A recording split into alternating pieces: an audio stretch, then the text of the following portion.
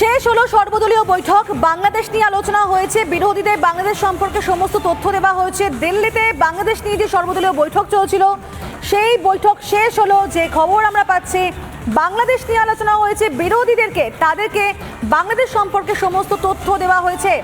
আমরা দেখলাম যে বৈঠক সকাল 10টায় শুরু হয়েছিল, সেই বৈঠক শেষ হয়েছে। দিল্লিতে চলা সেই সর্বদলীয় বৈঠক, যে বৈঠকে ছিলেন স্বরাষ্ট্রমন্ত্রী অমিত শাহ, সঙ্গে প্রতিরক্ষা মন্ত্রী রাজনাথ সিং, বিদেশমন্ত্রী এস জয়শঙ্কর, এবং প্রত্যেকের উপস্থিতিতে যে বৈঠক শেষ হলো। যে বৈঠকে আমরা দেখলাম যে কিরণ রিজিজু অর্থাৎ সংসদ বিষয়ক মন্ত্রী তিনিও ছিলেন, বিরোধীরাও ছিলেন, রাহুল গান্ধী, মাল্লিকার্জুন খাড়গে, এবং তাদের যোগ দেওয়ারও কথা ছিল। এবং সেই বৈঠক শেষ হলো, বাংলাদেশ নিয়ে আলোচনা হয়েছে, বিরোধীদের বাংলাদেশ সম্পর্কে সমস্ত তথ্য দেওয়া হয়েছে।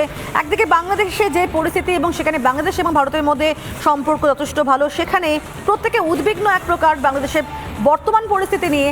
আর সেখানে আজকে যে এই সর্বদলীয় বৈঠক হলো, সেই বৈঠকে বাংলাদেশ নিয়ে আলোচনা হয়েছে, তবে বিরোধীদেরকে বাংলাদেশ সম্পর্কে সমস্ত তথ্য দেওয়া হয়েছে।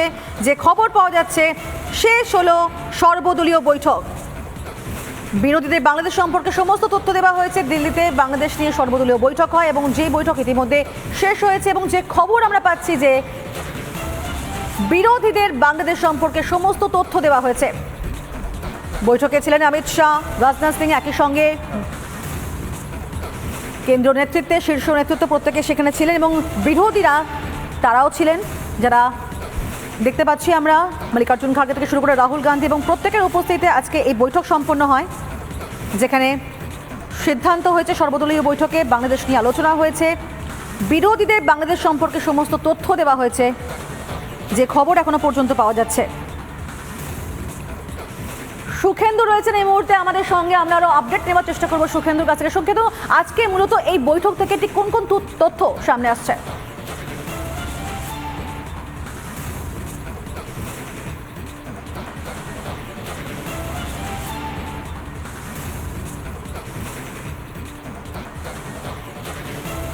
না, সুখেন্দুর সঙ্গে আমাদের যোগাযোগ বিচ্ছিন্ন হয়েছে, আমরা আবারও যোগাযোগ করার চেষ্টা করবো। তবে আপনাদেরকে যে তথ্যগুলো আমরা দিচ্ছিলাম, যে শেষ হয়েছে সর্বদলীয় বৈঠক এবং সেখানে বলা হচ্ছে যে বাংলাদেশ নিয়ে আলোচনা হয়েছে। কারণ বারবার আপনাদেরকে বলছি, যেখানে বাংলাদেশ নিয়ে সবসময় প্রত্যেকে উদ্বিগ্ন রয়েছে এক প্রকার, কারণ এটা বাংলাদেশের যে সিচুয়েশন বর্তমানে, তার আঁচ কিন্তু ছড়িয়ে পড়ছে প্রত্যেকটা জায়গায়। এবং যেখানে ভারত এবং বাংলাদেশের মধ্যে এত সুন্দর সম্পর্ক, সেখানে বাংলাদেশের যখন এই পরিস্থিতি, সেখানে প্রত্যেকে উদ্বিগ্ন এক প্রকার। আজকে সেই সর্বদলীয় বৈঠক হয় এবং যে বৈঠক ইতিমধ্যে শেষ হয়েছে, কিন্তু বৈঠক থেকে ঠিক কী নির্দেশ উঠে আসলো আমরা জানবার চেষ্টা করবো। সুখেন্দু রয়েছেন আমাদের সঙ্গে, বৈঠক তো শেষ হলো, সুখেন্দু ঠিক কী তথ্য উঠে আসলো এই বৈঠক থেকে?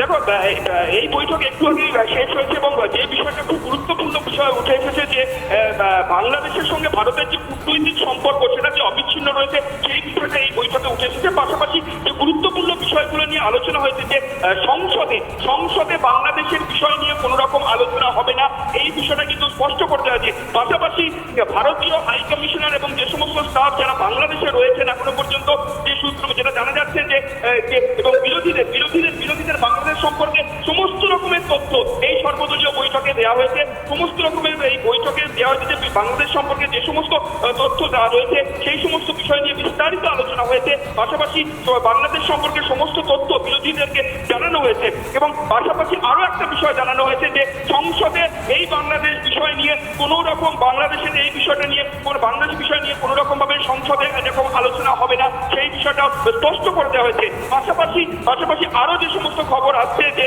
ইতিমধ্যেই যে সমস্ত ভারতীয় নাগরিকরা এখনো পর্যন্ত বাংলাদেশে আটকে রয়েছে, সেই সংখ্যাটা জানা যাচ্ছে যে প্রায় 12,000 এখনো পর্যন্ত বাংলাদেশে আটকে রয়েছে, প্রায় 12,000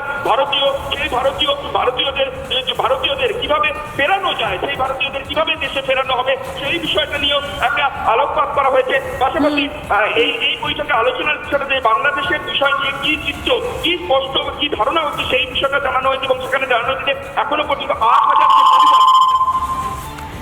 একেবারে সুখেন্দু, যেখানে উত্তপ্ত পরিস্থিতি বাংলাদেশে এবং সেখানে ইস্তফা দিয়ে ভারতে আশ্রয় নিয়েছেন প্রাক্তন প্রধানমন্ত্রী শেখ হাসিনাও, সেক্ষেত্রে তাহলে পরবর্তী পদক্ষেপ কি হবে, ভারতের বা অবস্থান কি হতে পারে, এই সমস্ত কিছু বিষয় নিয়ে আজকে নিঃসন্দেহে এই বৈঠকে আলোচনা হয়েছে।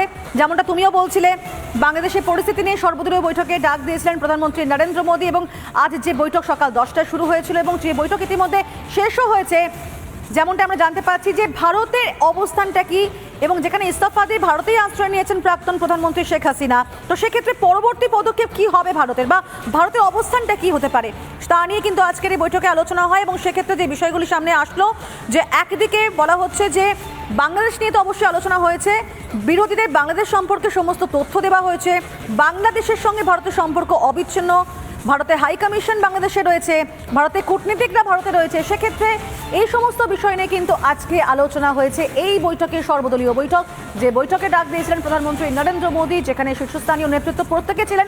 এবং ঠিক সেই জায়গা থেকে এই বৈঠক শেষ হয়েছে ইতিমধ্যেই।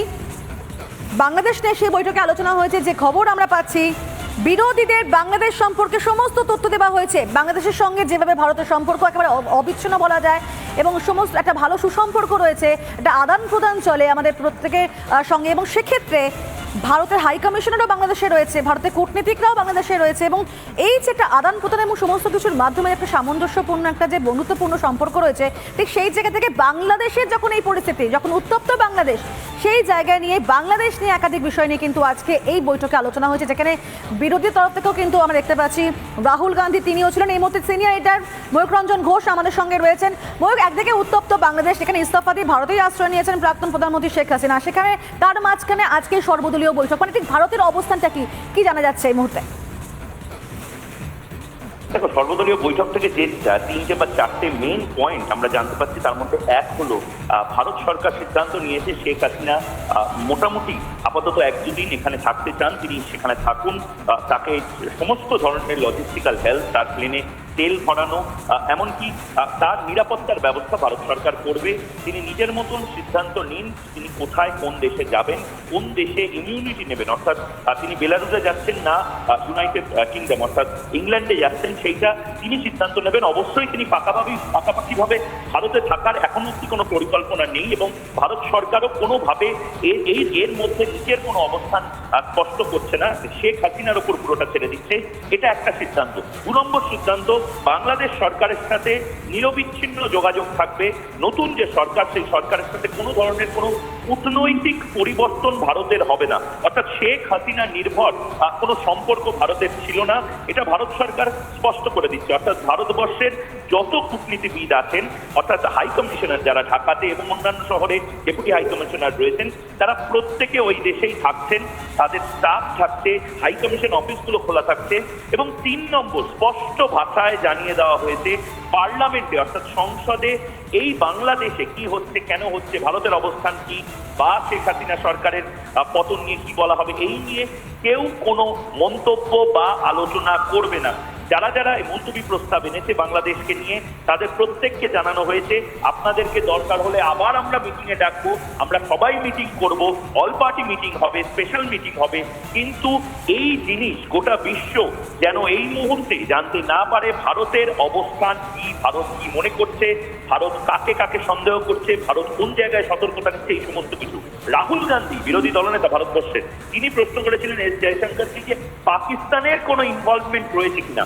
এস জয়শঙ্কর অবশ্যই সেখানে বলেছেন যে একজন পাকিস্তানি কূটনীতিবিদের যে প্রোফাইলে খুব অ্যাক্টিভ ছিল, সেই প্রোফাইল এখন এই মুহূর্তে প্রাইভেট করে দেওয়া হয়েছে, এবং সেই প্রোফাইলে একাধিক তথ্য এবং একাধিক বিষয় নিয়ে এই জঙ্গি আন্দোলনকে উস্কে দিতে অনেক তথ্য ছিল। সুতরাং বোঝাই যাচ্ছে পাকিস্তানের হাত যে এর মধ্যে রয়েছে। এর আগেও যে জঙ্গি আন্দোলনে পাকিস্তানের হাত ছিল বাংলাদেশে, এবং জামাতকে তারা সক্রিয়ভাবে সাহায্য করছিলেন। এই সমস্ত কিছু সর্বদলীয় বৈঠক, যে বৈঠকে তৃণমূল ছিল, কংগ্রেস ছিল, বাম পার্টিগুলো ছিল, দক্ষিণ ভারতের যে সমস্ত দল আছে সেই সমস্ত দল ছিল, টিডিপি ছিল। একেবারে ময়ূক, তুমি থাকো, কারণ এই মুহূর্তে আমরা আরো একটি ব্রেকিং নিউজ দেখাতে চাইবো আমাদের দর্শকদেরকে। কি সেই ব্রেকিং নিউজ এই মুহূর্তে আমরা দেখাবো দর্শকদেরকে।